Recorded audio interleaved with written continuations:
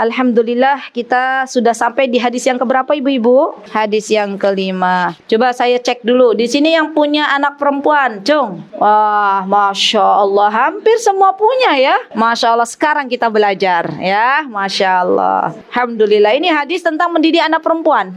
Ya, baik. Nasta'inu billah. Bismillahirrahmanirrahim. An Aisyah radhiyallahu anha qalat. Ini hadisnya dari ibunda kita Aisyah radhiyallahu anha. Siapa yang kenal dengan ibunda Aisyah, acungkan tangan. Kalau kenal, siapakah beliau? Istri Nabi kita Muhammad SAW, Ummahatul Mukminin, ibunda orang-orang beriman. Baik, pertanyaannya lagi, kapan beliau dilahirkan ibu-ibu? Beliau itu, ibunda Aisyah itu lahir tahun 9 sebelum hijrah Nabi kita Muhammad SAW ke kota Madinah. Jadi tahun 9 sebelum hijrah dia ibunda Aisyah lahir. Berarti kalau tahun ke-9 sebelum hijrah, artinya ketika itu Rasulullah SAW sudah diutus menjadi nabi. Ya, kan Rasulullah SAW berdakwah di kota Makkah berapa tahun? 13 tahun. Masya Allah, banyak ilmu yang harus kita pelajari ya ibu-ibu ya. Masya Allah. Jadi ketika Nabi kita Muhammad SAW berdakwah di kota Makkah selama 13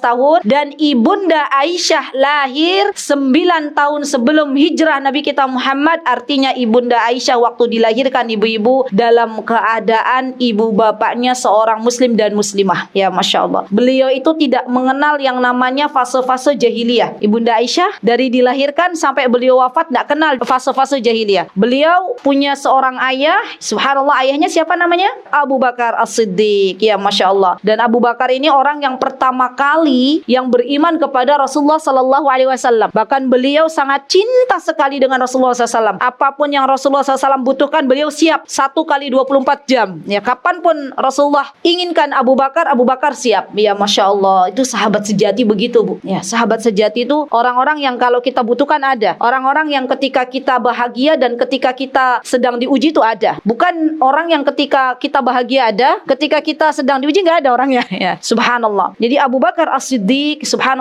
termasuk seorang sahabat yang dijamin masuk surga. Ya subhanallah. Seorang sahabat yang kalau berinfak itu totalitas. Semuanya diinfakkan tuh Abu Bakar. Masya Allah. Pernah suatu hari Rasulullah SAW bertanya, ya, siapa di antara kalian yang ingin berlomba-lomba dalam menginfakkan hartanya di jalan Allah? Umar ngacung, saya ya Rasulullah. Terus kata Rasulullah SAW, Umar mau berapa kau infakkan? Setengah harta dari hartaku. Maka kata Rasulullah SAW, sampai detik ini belum ada yang bisa mendahului Abu Bakar, yang menyaingi Abu Bakar, belum ada. Karena Abu Bakar tuh semuanya diinfakkan. Ya Masya Allah. Bukan hanya harta, Bu, yang diinfakkan oleh Abu Bakar, tapi juga jiwanya. Beliau tuh rela ya berada di depan Rasulullah SAW, di garis depan ketika Rasulullah SAW itu dikepung, dijadikan sebagai perlombaan siapa yang bisa, mohon maaf nih, orang-orang Quraisy itu dulu mereka mengadakan sebuah perlombaan, barang siapa yang bisa mendatangkan kepala Nabi Muhammad SAW dalam keadaan sudah meninggal dunia, maka berhak untuk mendapatkan sekian unta, sekian unta, sekian unta. Dan ketika itu Abu Bakar menjadi tameng Rasulullah SAW. Subhanallah, subhanallah. Gak sampai di situ. Abu Bakar itu, Masya Allah ya, saya tuh kagum ya Masya Allah dengan kehebatan beliau. Sampai-sampai beliau tuh punya anak ibu-ibu. Anaknya beliau tuh semuanya beliau didik untuk mencintai Allah dan Rasulnya. Maka anak-anaknya Abu Bakar, ada ibunda Aisyah, ada Asma, ada Abdullah, ada Abdurrahman. Semuanya orang-orang yang pertama kali berada di garis depan kalau urusan dakwah. Ya Masya Allah. Ibu ingat enggak? Ada anaknya Abu Bakar As-Siddiq itu namanya Asma. Asma itu dulu waktu Rasulullah SAW ke atas ya bersama Abu Bakar naik gunung tuh. Asma tuh lagi hamil besar, bawa makanan diantar, Bu, padahal beliau lagi hamil besar. Beliau ambil ikat pinggang, yang satu buat gendong makanan yang akan diberikan kepada ayahanda tercinta dan Rasulullah, yang satu buat perutnya. Ya, begitu pula Abdullah anaknya Abu Bakar cari berita, kira-kira dapat berita apa, disampaikan kepada Rasulullah SAW. Subhanallah. Jadi semuanya tuh anaknya tuh dididik untuk berdakwah. Lihat Abu Bakar As-Siddiq, itu ayahnya Aisyah. Kalau ayahnya saja sudah solihnya luar biasa, maka Allah jaga keturunannya. Nah, ini nih pentingnya kenapa kita itu orang tua harus memantaskan diri menjadi salih dan salihah, karena harapannya Allah mensalihkan anak-anak kita.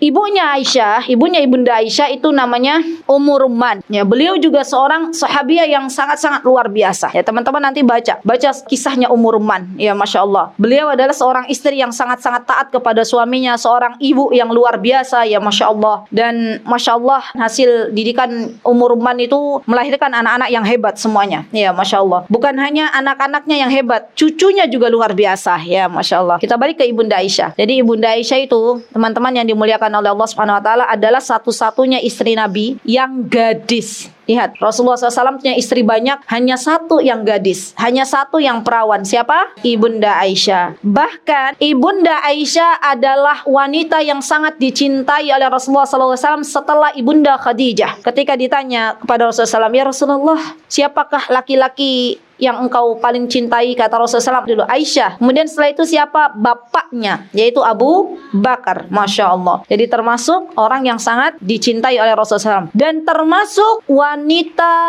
yang Masya Allah sangat-sangat cerdas. Ya, Ibunda Aisyah tuh terkenal banget dari kecil tuh kecerdasannya sudah luar biasa. Begitu menjadi istri Nabi kita Muhammad SAW, tambah lagi beliau sangat rajin dalam menuntut ilmu. Masya Allah. Apapun yang Rasulullah SAW lakukan, apapun yang Rasulullah SAW ucapkan, beliau tulis. Sehingga beliau itu masuk dalam jajaran ibu-ibu Ibunda Aisyah ini, masuk dalam jajaran kategori orang-orang yang banyak meriwayatkan hadis. Ya, Masya Allah, Masya Allah. Ini luar biasa. Maka diantara warisan dari beliau nih sekarang kita dapatkan. Ya, jadi warisan para anbiya, para orang-orang saleh itu nggak mewariskan harta ke kita, tapi mewariskannya apa? Ilmu. Ya, kita dapat sekarang. Hari ini kita diberikan rizki oleh Allah. Dan ketahuilah wahai saudariku, harta itu kalau kita pakai akan habis. Tapi ilmu kalau kita pakai justru akan memberikan keberkahan. Maka Ibunda Aisyah termasuk orang yang sangat luar biasa dalam mencintai ilmu. Begitu pula beliau sangat luar biasa ketika mengajar. Ya, subhanallah. Sampai-sampai nih yang belajar kepada beliau itu bukan hanya para ibu-ibu zaman dahulu, bukan hanya emak-emak, tapi yang belajar dengan beliau itu juga para sahabi. Jadi para sahabat dulu setelah Rasulullah SAW wafat banyak belajar kepada Ibunda Aisyah. Ya, datang kepada Ibunda Aisyah, kemudian belajar, ya Masya Allah, bertanya tentang hadis ini, apa yang terjadi, ya Masya Allah, luar biasa. Beliau kepandaiannya sangat-sangat pintar, baik itu dalam ilmu hadis, ya, baik itu dalam ilmu tabib, dalam ilmu kesehatan, ya beliau juga sangat-sangat pintar. Pernah ditanya kepada Ibunda Aisyah, "Wahai Aisyah, dari mana engkau tahu tentang ilmu kesehatan?" Kata beliau, "Dari hasil diagnosa." Jadi beliau tuh biasa kalau ada orang sakit, ya Masya Allah, lihat kira-kira ini sakit apa, obatnya apa, herbalnya apa. Dari situ beliau akhirnya tahu banyak tentang ilmu kesehatan. Ya Masya Allah, Masya Allah. Beliau dinikahi oleh Rasulullah SAW itu ibu-ibu dalam keadaan masih sangat-sangat belia, ya masih sangat-sangat muda. Beliau dinikahi oleh Rasulullah SAW setelah Rasulullah SAW. Ini para ulama berbeda pendapat. Ada yang mengatakan Ibunda Sauda dulu, baru Ibunda Aisyah. Ada yang mengatakan Ibunda Aisyah dulu, baru Ibunda Sauda. Tapi Rasulullah SAW berkumpul dengan Ibunda Aisyah setelah berkumpul dengan Ibunda Sauda. Ya, ada dua pendapat para ulama. Jadi ada yang mengatakan Rasulullah SAW itu menikahi Ibunda Khadijah, kemudian Ibunda Aisyah, baru Ibunda Sauda. Ada lagi ulama yang mengatakan Ibunda Khadijah, Ibunda Sauda binti Zam'ah, baru Ibunda Aisyah. Ya, boleh, dua-duanya boleh dipakai, silahkan. Yang jelas, Masya Allah, Tabarakar Rahman, Ibunda Aisyah ini Masya Allah dinikahi oleh Rasulullah SAW ketika usianya 9 tahun. Ya, ibu-ibu pernah nggak terfikir 9 tahun gitu nggak? Coba adek umurnya berapa dek? 7 tahun. Ada nggak ini anak-anak di sini umur 9 tahun? Umur 7 tahun tuh dilamar oleh Rasulullah. Aisyah tuh dilamar. 9 tahun Rasulullah SAW menikahi Aisyah radhiyallahu anha. Bu, yang saya tahu Mbak Fat, orang-orang sana tuh kedewasaannya itu lebih dewasa daripada anak-anak kita. Bisa dibayangkan nggak? Ibu-ibu jadi jangan menyamakan umur 9 tahun anak-anak sini dengan bagaimana Ibunda Aisyah dulu. Zaman sekarang saja anak sana itu yang saya tahu anak Yaman, waktu anak saya akikoh, anak sulung, itu yang menyembelih kambingnya Bu, saya kasih tahu ibu-ibu ya, itu anak kelas 3 SD, laki-laki. Dia nyembelih sendirian Mbak, nyembelih sendirian kambing, disembelih, dikuliti sendirian. Saya mau tanya, anak Indonesia, anak kita nih ya, kelas 3 SD, kira-kira bisa nggak nyembelih ayam? Jangan nyembelih kambing, nyembelih ayam aja dulu. Belum ya? Kenapa begitu? Karena bapaknya nggak pernah ngajarin, ya kan? Coba diajarin. Iya nggak? Kenapa anak kita nggak bisa nyembelih ayam? Karena bapaknya nggak pernah ngajarin. Bapaknya bilang, masih kecil, gitu kan? Di sana itu dulu yang menyembelih kambingnya Aisyah, ya Aisyah anak saya, bukan Aisyah. Itu kelas 3 SD. Itu saya tanya, belajar dari mana? Abati yang ngajarin, bapaknya yang ngajarin. Ya Masya Allah, sendirian Bu. Ya. Dan kalau ibu-ibu lihat, ada nih orang-orang Yaman di sini di Jogja. Orang-orang Yaman di Jogja itu dia punya anak ya. Anaknya usia-usia 10 tahun, mungkin Mbak Fat ngerti ya Ronia. Itu sudah mengerjakan pekerjaan rumah. Dari mulai nyuci, nyetrika, masak, semuanya sudah bisa. Ya Masya Allah. Kira-kira kita bisa nggak tahu Bu, mengajarkan itu kepada anak-anak? Kenapa kok kita nggak mengajarkan itu? Karena anak-anak kita terlalu sibuk dengan pendidikan yang berbasis untuk mengejar nilai. Sampai kita lupa untuk mendidik anak-anak kita, terutama anak-anak perempuan yang memang dibutuhkan oleh mereka. Ya subhanallah, ini PR. Kan begitu kan yang terjadi kan ibu-ibu ya? Anak-anak tuh sekolah, pulang ada PR, tuh bawa PR banyak. Sorenya dilesin, malamnya ba'da maghrib ngaji, ba'da isya ngerjain PR, tidur. Besoknya begitu lagi. Terus ya. Sampai kita mau bilang ke anak kita, nak tolong nak sapu nak, kasihan. Nak tolong nak ngepel, kasihan gitu ya. Iya nggak sih Bu? Kenapa? Karena anak kita itu banyak banget yang dikerjakan gitu loh, Masya Allah. Nah ini kita sekarang bahas tentang anak perempuan. Balik lagi ke Ibunda Aisyah. Jadi Ibunda Aisyah tuh umur 9 tahun tuh sudah, walaupun itu beliau pernah bermain dengan boneka ya, tapi beliau sudah dalam sifatnya sudah matang ya, Masya Allah. Kemudian Ibunda Aisyah berhijrah ya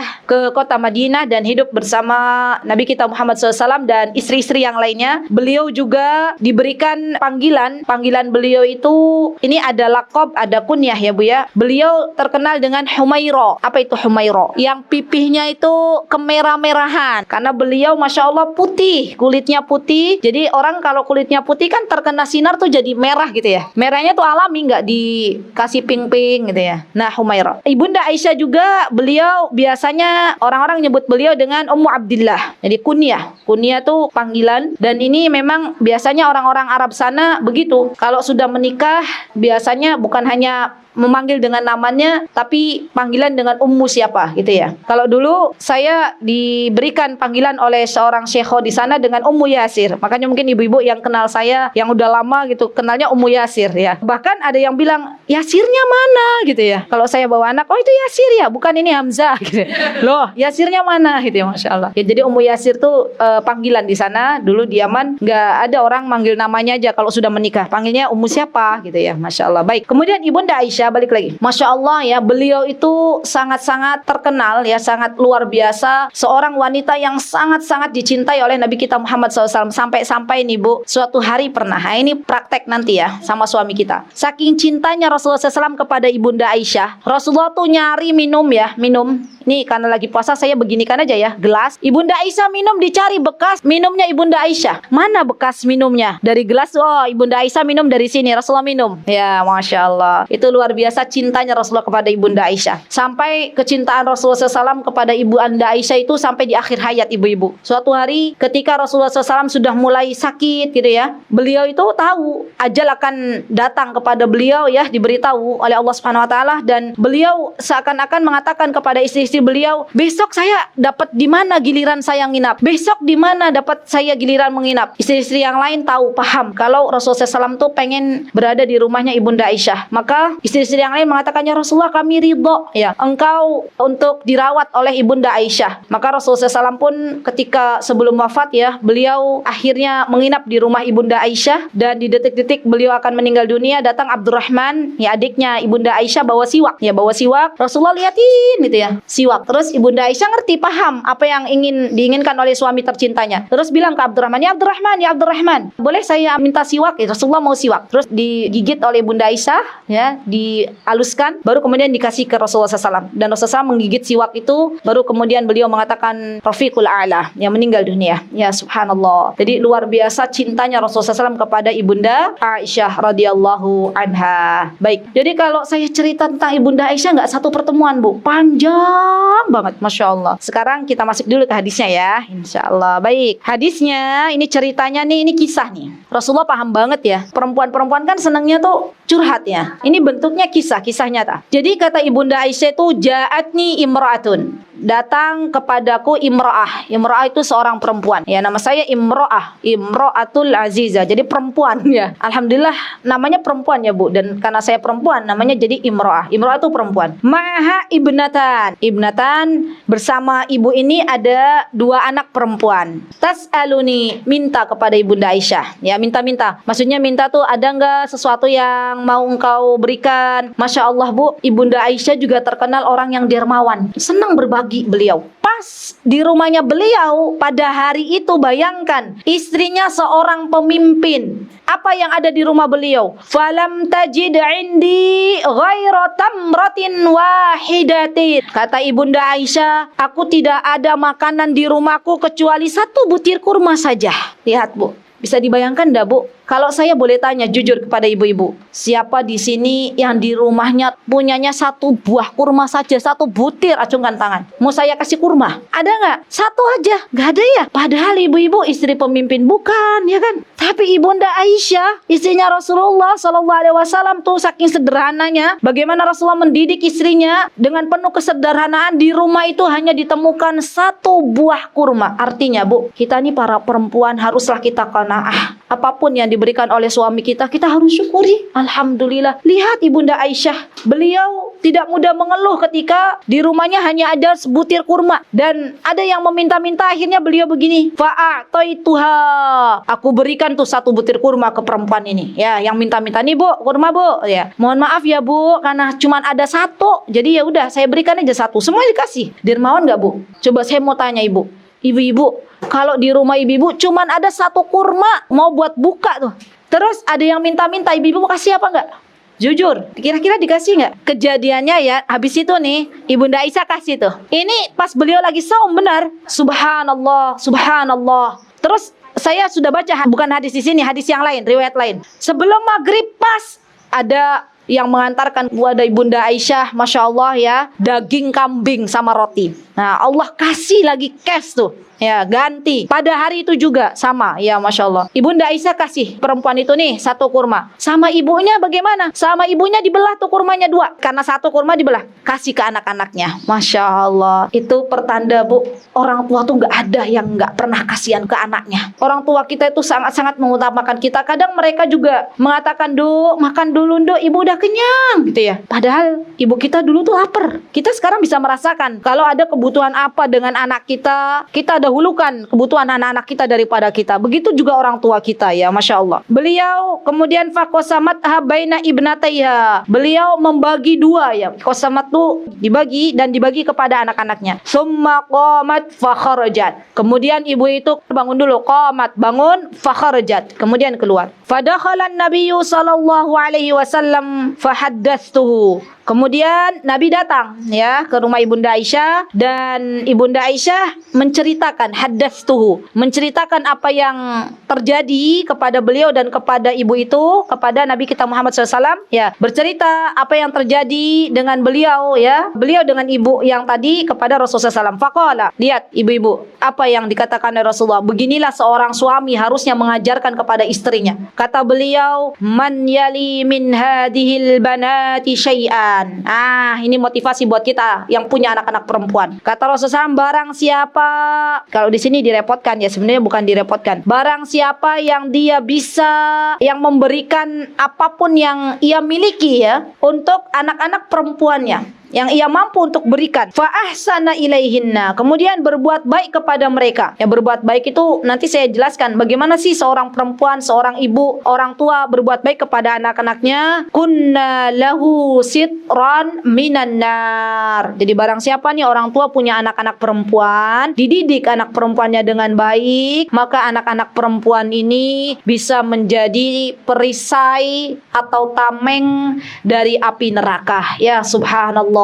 Subhanallah. Jadi berbahagialah ibu-ibu yang punya anak perempuan, didik dengan baik anak-anak perempuan kita. Saya coba bawa buku ya ibu-ibu, nanti sebenarnya buku-buku ini harus sudah ada di rumah ibu-ibu. Di rumah saya ada yang berbahasa Arab. Kalau yang hobi baca kitab ya boleh datang. Tapi saya bawakan ke sini buku bahasa Indonesia. Ada buku, tolong ditulis ya Bu ya. Ini buku referensi mendidik anak. Buku yang berjudul Tuhfatul Maudud bi Ahkamil Maulud. Jadi panduan lengkap mendidik anak, karya Imam Ibnu Qayyim Al-Jauziyah. Ya, bagus banget. Ibnu Qayyim Al-Jauziyah. Yang kedua, buku panduan lengkap Tarbiyatul Aulad. Ya, strategi mendidik anak menurut Al-Quran dan As-Sunnah. Karya Dr. Sa'id bin Ali Wahf Al-Qahtani. Dr. Sa'id, gitu aja. Panduan lengkap Tarbiyatul Aulad. Namanya kitabnya Tarbiyatul Aulad. Tarbiyatul Aulad karya Dr. Sa'id bin Ali Al-Wahf Al-Qahtani. Yang ngarang Hisnul Muslim sama. Terus yang ketiga, ini hanya ini aja sih pendamping ya. Ada buku Prophetic Parenting for Girls, cara Nabi mendidik anak perempuan. Karya Misran Yusan dan Armansyah, ya MA, bahasa Indonesia, bukan bahasa Arab. Ya, baik. Masya Allah, jadi khusus ini buku cara Nabi mendidik anak perempuan. Ya, kalau yang dua ini umum, perempuan dan laki-laki. Ya, baik. Kita coba ya Bu, bedah bukunya sedikit saja, sebentar saja. Apa sih, bagaimana cara kita mendidik anak perempuan? Ya, yang pertama, sebelum anak-anak itu dilahirkan dari rahim para ibu, maka sudah menjadi kewajiban bagi laki-laki untuk memilih wanita salihah. Itu dulu ya. Jadi kalau kita punya anak laki-laki, kita bilang ke anak laki-laki kita, nak, pilih calon istri itu yang salihah, karena besok dia itu akan menjadi ibu dari anak-anakmu. Ya, ini kewajiban bagi siapapun yang akan menikah dari seorang laki-laki, hendaklah memilihkan calon ibu yang baik bagi anak-anaknya. Artinya dia harus cari istri yang salihah. Baik, kemudian setelah menikah dengan wanita salihah, kemudian dia punya anak ya, dan anaknya dilahirkan oleh si perempuan itu, oleh istrinya, maka di antara kewajiban kita sebagai orang tua, di antaranya adalah di hari yang ketujuh kita menamai anak-anak kita. Dan termasuk kebaikan yang diberikan oleh orang tua, anak-anaknya dinamai dengan anak-anak yang baik. Ibu-ibu tahu nggak siapa nama yang paling dicintai oleh Allah? Abdullah dan Abdurrahman. Bu, kalau mau namain anak itu, kemarin ada yang tanya ya, kalau namain anak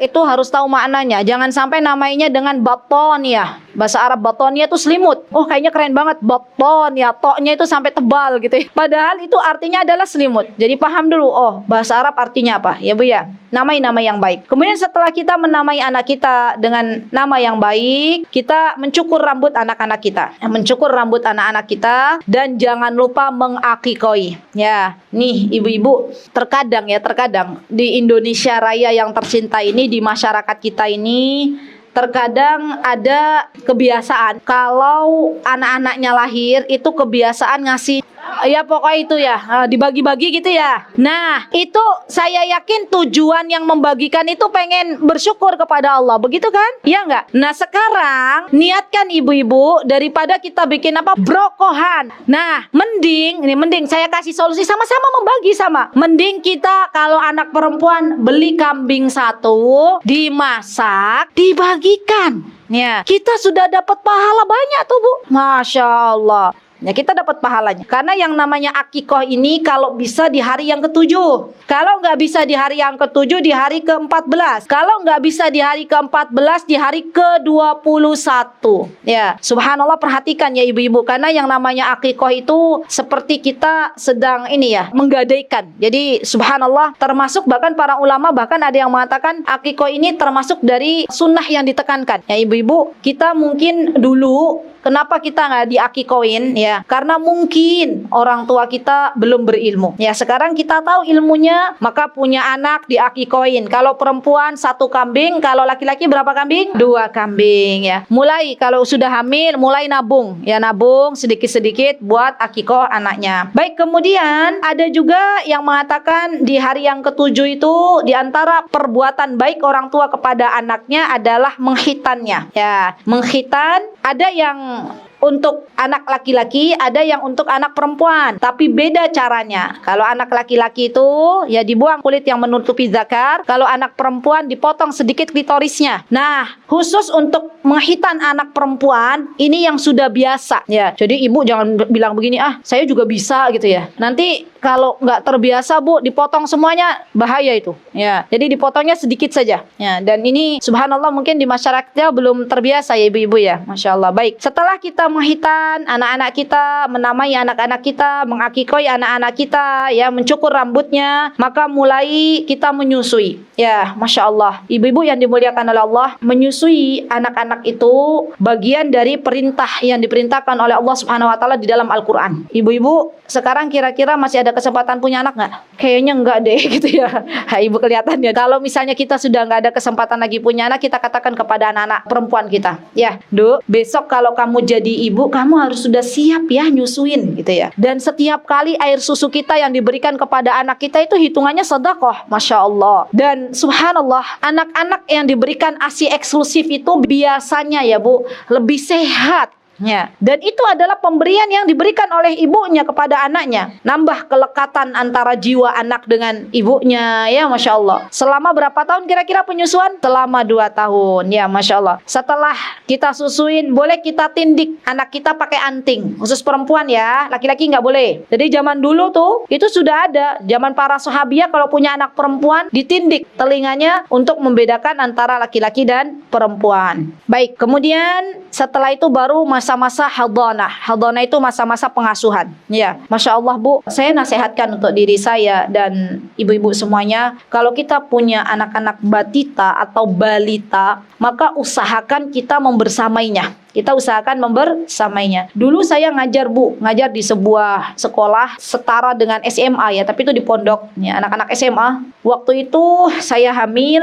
anak yang ketiga, terus akhirnya saya cuti ya. Dan saya pikir suami saya juga bilang, istriku biarkan di rumah aja nemenin adik kecil. Ya sudah, kalau suami saya bilang begitu, akhirnya saya resign ya. Dan saya temukan kebahagiaan itu. Jadi semakin anak-anak itu ternyata ya, semakin dekat dengan kita, maka kita tahu tumbuh kembangnya, kapan anak kita merangkak, kapan anak kita jalan, ya kan Bu? Kan yang namanya anak-anak itu lebih indah daripada batu permata sekalipun, ya enggak? Orang kita aja nggak mau nitipin batu permata kita kepada orang, bagaimana mau nitipin anak kita kepada orang lain? Apalagi kepada yang mohon maaf sekali sebagai ART di rumah kita. Jadi pikir-pikir lagi, ibu-ibu yang dimuliakan Allah, bagi teman-teman ibu-ibu yang akan meninggalkan anak-anak balita, anak-anak batita, karena mereka itu di masa-masa batita dan balitanya sangat ingin dekat dengan kita sebagai orang tuanya. Dan kelak yang akan ditanya oleh Allah Azza wa Jalla bukan guru anak-anak kita, bukan pula sekolah anak-anak kita, tapi yang akan ditanya oleh Allah adalah kita sebagai ibu dari anak-anak kita dan suami kita sebagai ayah dari anak-anak kita. Baik, kemudian fase itu fase 2 tahun ya Bu. Ada fase 2 tahun hingga usia balita ya. Berarti diajak bermain, dimotivasi, diberikan kebaikan-kebaikan, menjadi suri tauladan. Baru di usia 5 sampai 9 tahun ini ada mengenalkan Allah Azza wa Jalla, mengenalkan surganya Allah Subhanahu wa taala dengan berkisah. Jadi anak-anak kecil tuh Bu sangat suka dengan kisah. Ibu punya anak perempuan atau laki-laki, saya yakin tidak akan bisa menolak dari 3 hal. Ini yang senantiasa saya katakan. Anak-anak tuh nggak bisa nolak dari 3 ini. Ibu-ibu kasih, mesti dia nerima. Yang pertama hadiah, nggak ada anak-anak itu nolak hadiah. Yang kedua bermain. Ya, ada nggak anak-anak yang dia nggak mau bermain? Nggak ada kan? Nah, ayo main, ye main, gitu suka. Rata-rata suka. Yang ketiga adalah berkisah. Ibu kalau mau menanamkan akidah, mengenalkan siapa Rob anak-anak kita, ajarkan anak kita dengan berkisah. Masya Allah, saya kemarin baru membaca buku tebal bagaimana kisah Ibunda Imam Ahmad bersama anaknya. Di antara kisahnya tuh kebiasaan ibunya Imam Ahmad tuh kalau malam itu beliau berkisah kepada Imam Ahmad. Dan subhanallah anak-anak itu akan merekam jejak yang sangat luar biasa ketika dia banyak mendengarkan kisah. Ibu-ibu kalau punya anak lebih dari 1, kan kadang ada yang curhat ya, gimana kalau mau tidur anak saya yang ini pengen berkisah, anak yang saya ini pengen ditemani mengerjakan PR. Bagi tugas dengan suami kita. Saya termasuk orang yang membagi tugas ya. Jadi saya menemani anak saya yang kedua, suami saya menemani anak saya yang ketiga. Subhanallah, dampaknya ibu-ibu ya, itu bisa dekat antara anak dengan ayahnya. Ibu-ibu nego aja ke suami, kasihku, cintaku, belahan jiwaku gitu ya, pangeranku, ayolah berkisah, bacain buku. Minimal kalau suami kita nggak bisa berkisah, bacain buku. Dah, kan kalau mau berkisah kan ada yang bisa, ada yang enggak ya. Lah kalau misalnya nggak bisa kisah lempeng-lempeng, anaknya tidur duluan. Jadi minimal bacain buku. Ibu-ibu yang support beli buku ya, kisah-kisah apa, kisah-kisah para nabi. Ingat ya Bu, kisahnya jangan dongeng-dongeng kayak kita dulu, kancil nyolong timun, maling kundang gitu kan ya. Diganti tuh kisah sahabat, kisah para sahabat yang masuk surga, kisah para nabi-nabi. Kita kasih, Masya Allah. Dan itu akan memberikan efek yang sangat luar biasa kepada anak-anak kita. Baik, kemudian di usia-usia anak-anak kita ya, 5 tahun ke atas itu kita mulai bisa menanamkan akhlak yang baik. Ya, Masya Allah. Setelah menanamkan akidah, disertai dengan menanamkan akhlak yang baik. Misal, di tempat kami itu dibiasakan anak-anak, bahkan anak-anak kami juga sudah kami biasakan, kalau dikasih sama orang, nak, bilang apa? Terima kasih. Kan anak-anak kan kalau suruh bilang jazakillahu khairo, terlalu berat. Anak kecil ada yang bisa, ada yang enggak. Maka minimal kita bilang terima kasih. Ya, kalau dikasih orang bilang apa, nak? Terima kasih. Ibunya jadi contoh dulu. Kalau ada yang ngasih matur nuwun, nah, nanti anak-anak tuh langsung bilang matur nuwun gitu ya. Kalau bisa bilang jazakillahu khairan lebih baik. Kalau mau minta sesuatu bilang dulu ya, nak, Bu, minta tolong. Kita ajarkan. Itu akhlak yang baik. Jangan sampai mau minta sesuatu kepada ibunya dengan cara membentak-bentak. Ya, nah ini kita ajarkan, anak-anak nggak tahu. Ya, kemudian kalau misalnya sama temen saling memaafkan ya, Masya Allah, Tabarakar Rahman, kami tuh menemukan, Bu, anak-anak itu luar biasa ya. Jadi saya lihat di tempat kami kan banyak anak-anak. Itu kalau habis ya, namanya anak-anak di tempat kami rata-rata anaknya laki-laki. Ummu Qurrata tuh satu kelas, Qurrata sendirian, semuanya Ikhwan ya, Ummu Qurrata ya laki-laki. Itu barang berapa menit sudah gitu ya, sampai Masya Allah, gulet-guletan tuh beneran, Mbak. Dilerai sama ustadzanya, Mas, ayo Mas, maaf-maafan Mas, maafan. Selesai itu. Besok ketemu lagi. Besok riang lagi. Ini kita bisa belajar dari anak-anak. Orang gede, maaf-maafan, Bu. Belum tentu besok ketemu bisa senyum bareng. Iya nggak? Misalnya lagi ada masalah. Saya minta maaf ya. Oke, maaf. Besok ketemu tuh belum tentu bisa.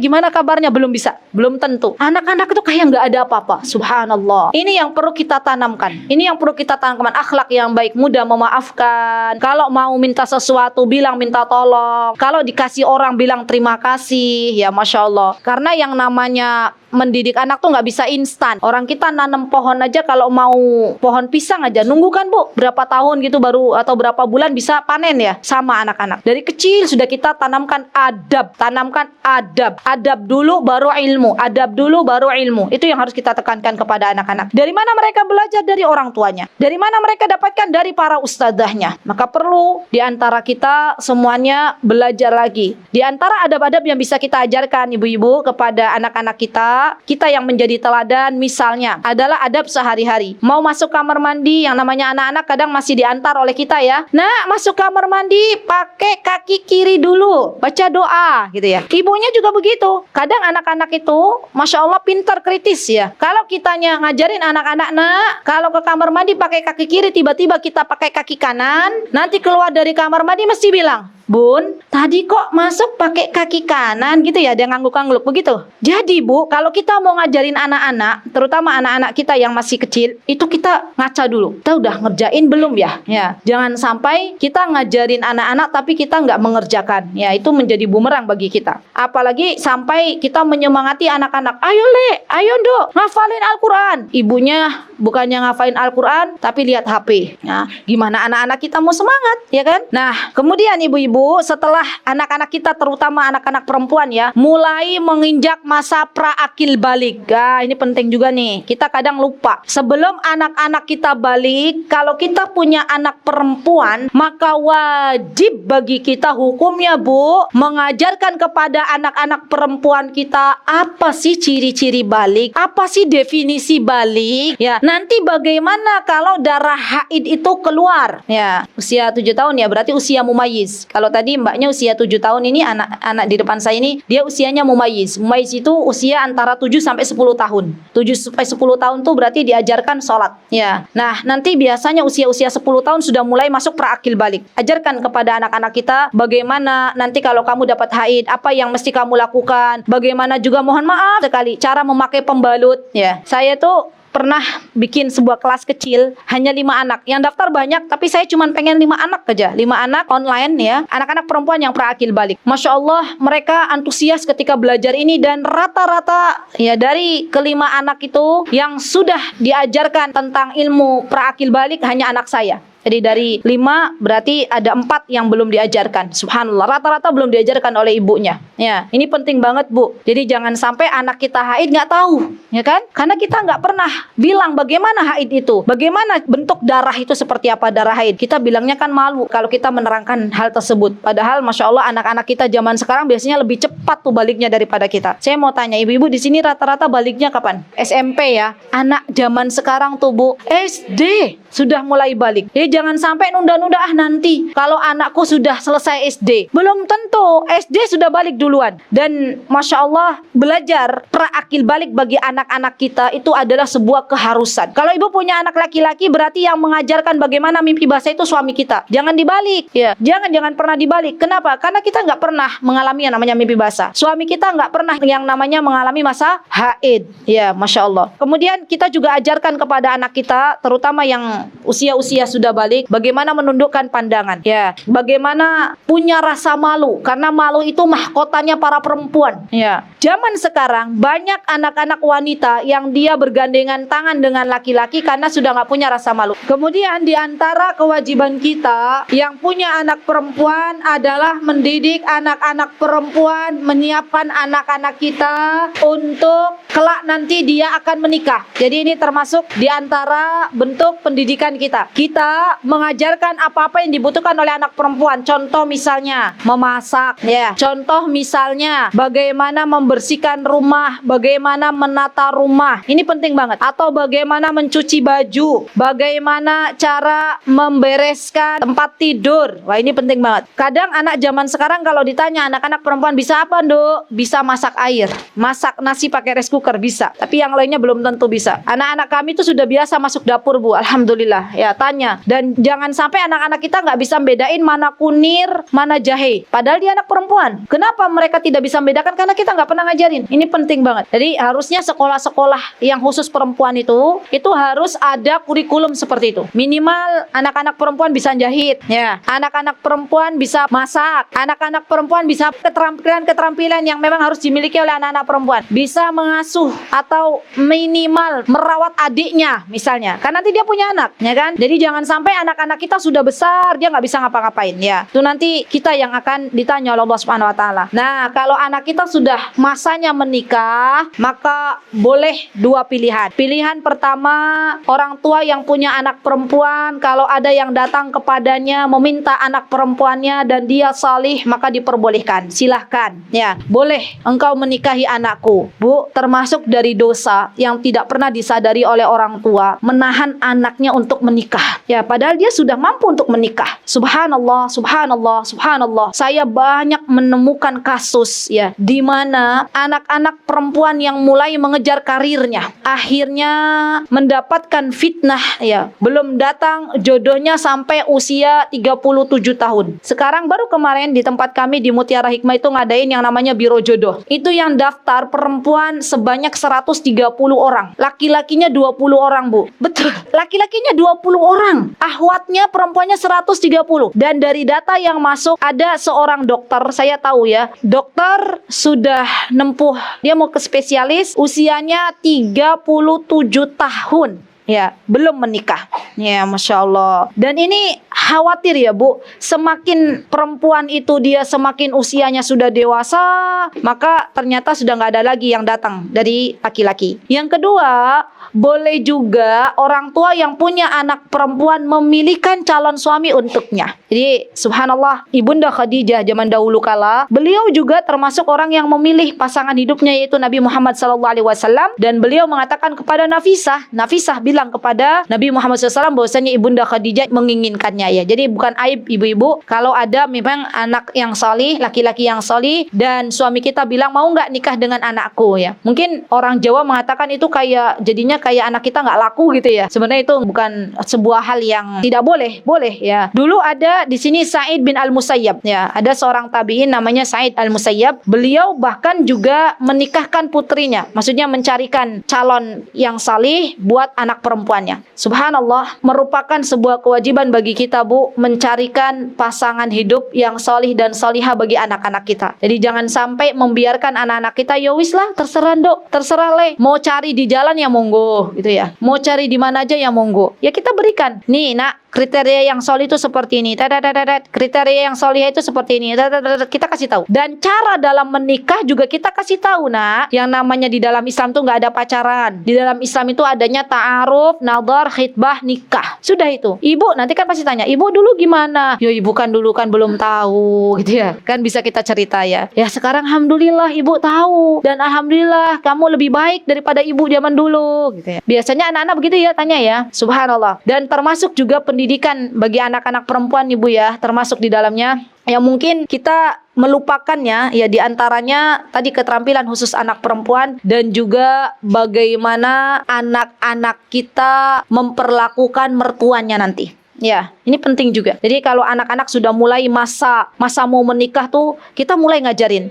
Nak, nanti kamu ke mertua begini ya. Kamu nanti begini ya, Nak. Ya, kalau misalnya suamimu begini, nanti kamu ngalah gitu, Masya Allah. Ini pendidikan yang sangat luar biasa. Sepertinya sudah selesai pembahasan kemarin dan ada di YouTube Mutiara Hikmah. Baru kemarin selesai. Suami saya, Ustadz Hanan, ada judulnya pranikah. Nah, ibu-ibu boleh deh. Kalau ibu-ibu belum tahu apa yang harus saya berikan kepada anak-anak perempuan saya yang sudah siap menikah. Apa yang bisa saya berikan kepada anak-anak laki-laki saya yang sudah siap menikah. Boleh monggo di Mutiara Hikmah Official. Itu ada videonya baru-baru tuh. Ada pranikah. Ya, bagaimana ilmu dalam mempersiapkan diri sebelum menikah. Ya, Masya Allah. Sampai menghantarkan anak-anak kita ke dalam dunia pernikahan. Nah, bagi anak perempuan yang sudah menikah, maka kita serahkan tanggung jawabnya kepada suaminya masing-masing. Ya, sudah tahu Bu? Maka kalau kita boleh merasakan ya, ini yang dirasakan oleh ibu mertua saya, beliau bilang begini, alhamdulillah nak wedoku wis mentas katanya ya. Rasanya orang tua tuh kalau sudah menikahkan anaknya tuh plong, lega. Apalagi anak perempuan di zaman sekarang yang ngerinya luar biasa. Masya Allah. Ngeri gak sih Bu anak perempuan zaman sekarang? Dua-duanya ngeri, gak laki-laki gak perempuan zaman sekarang. Dimana banyak LGBT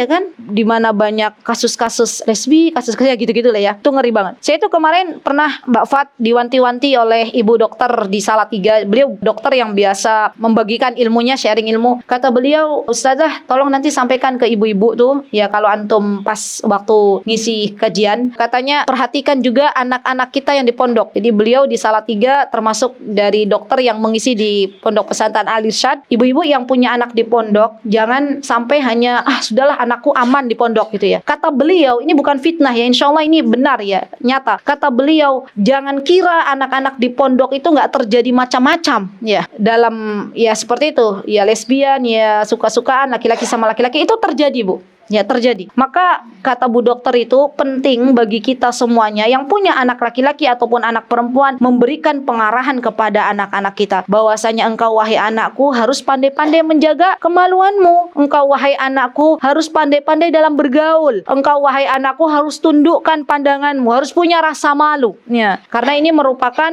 sebuah dasar atau pondasi bagi anak-anak kita. Ya, apalagi yang anak-anak kita di luar ya. Di pondok saja harus berhati-hati, apalagi yang di luar, di mana sekarang itu lingkungan sangat mempengaruhi anak-anak kita. Apalagi anak-anak yang sudah SMP, ya anak-anak perempuan ataupun laki-laki yang sudah masa-masa, kalau balik itu kan masa-masa SMP, itu masa-masanya mereka itu sangat hobi dengan kawannya, senang dengan kawannya, senang berteman. Bahkan kita kalau nggak bisa bergaul dengan mereka, kita akan diabaikan. Ya, kalau kita punya anak-anak yang sudah menginjak usia-usia belasan tahun, beda cara menyampaikannya dengan cara bersahabat dengan anak-anak kita. Ya, Masya Allah, ini panjang. Kalau parenting, kayaknya saya sudah pernah membahasnya. Monggo ibu-ibu nanti bisa balik ke YouTube Mutiara Hikmah. Mudah-mudahan Allah Azza wa Jalla memberikan kepada kita kekuatan. Mudah-mudahan Allah Subhanahu wa Ta'ala memberikan kepada kita semuanya keistiqomahan dalam membimbing anak-anak perempuan kita. Terutama anak-anak perempuan, jangan lupa kalau sudah balik untuk berhijab Bu. Untuk berhijab. Dimulai dari orang tuanya dulu berhijab. Jangan sampai kita menyuruh anak-anak perempuan kita untuk berhijab, tapi kita terkadang berhijabnya hanya kalau kita pergi mau jauh. Tapi kalau ke tetangga kita, mohon maaf sekali ya, kalau mau misalnya kita keluar rumah mau jemur baju, kita nggak pakai hijab. Saya banyak melihat fenomena itu. Jadi subhanallah, muslimah yang kalau jauh pakai hijab, tapi kalau dekat ke tetangga selunung aja. Padahal di depannya itu ada banyak laki-laki yang mondar-mandir. Ya, ini juga perlu diperhatikan ya ibu-ibu. Dan jangan lupa masalah urusan salat, ini penting banget. Urusan salat ya akhwat. Urusan salat ini sangat-sangat penting bagi anak-anak kita. Dimulai dari usia 7 tahun. Usia 7 tahun tahun mulai kita biasakan sampai usia 10 tahun. Kalau anak kita nggak mau sholat di usia 10 tahun, boleh kita pukul. Ya, tapi dengan pukulan yang tidak keras. Jangan sampai usia 7 tahun sampai 10 tahun belum pernah mengenalkan, kita tiba-tiba usia 10 tahun anak kita nggak bisa sholat, kita pukul. Ya, itu salah orang tuanya. Karena Rasulullah SAW memberikan 3 tahun sesi fase untuk kita mengajarkan apa itu sholat, apa itu keutamaan sholat. Ya, Masya Allah. Semoga Allah Subhanahu Wa Taala menjadikan anak-anak perempuan kita anak-anak yang salihah. Semoga Allah Subhanahu Wa Taala menjadikan anak-anak perempuan kita anak-anak yang kelak nanti bisa menjadi perisai kita dari masuknya kita ke dalam neraka. Na'udzubillah summa na'udzubillah. Dan semoga kita semuanya kelak Allah masukkan ke dalam syurga Firdaus tertinggi. Amin. Allahumma amin. Baik, ibu-ibu yang dimuliakan Allah, itu yang bisa saya sampaikan. Aqulu qouli hadza wa astaghfirullah li wa lakum wa akhiru da'wana alhamdulillahi rabbil alamin. Assalamualaikum warahmatullahi wabarakatuh.